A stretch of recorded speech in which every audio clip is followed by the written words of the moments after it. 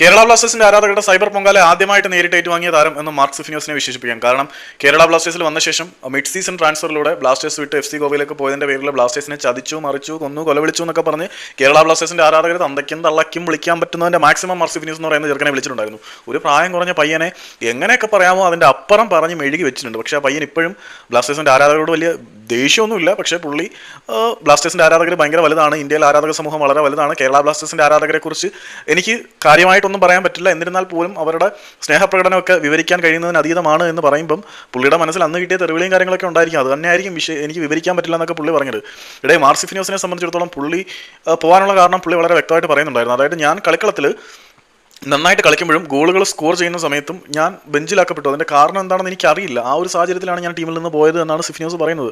Of course സിഫിനോസിനെ പോലെ career build ചെയ്ത് വരുന്ന ഒരു താരം ബെഞ്ച് ബോളറായി പോയി കഴിഞ്ഞാൽ പുള്ളിയുടെ കരിയർ തന്നെ കൂമ്പടച്ച് പോകാനുള്ള സാധ്യതയാണ്. അതുകൊണ്ടാണ് പുള്ളി ഗോവയിലേക്ക് പോയത്.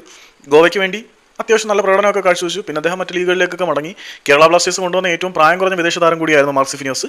പക്ഷേ സിഫിനോസ് വളരെ വേഗം മറ്റ് ക്ലബ്ബുകളിലേക്ക് ചേക്കേറി പോകുന്ന കാഴ്ചയാണ് കണ്ടത്. ഇപ്പം പുള്ളിയുടെ ഒരു ഇൻ്റർവ്യൂ വന്നിട്ടുണ്ടായിരുന്നു. അപ്പോൾ അതിനകത്ത് പറഞ്ഞ കാര്യങ്ങൾ ജസ്റ്റ് ഷെയർ ചെയ്താണ്.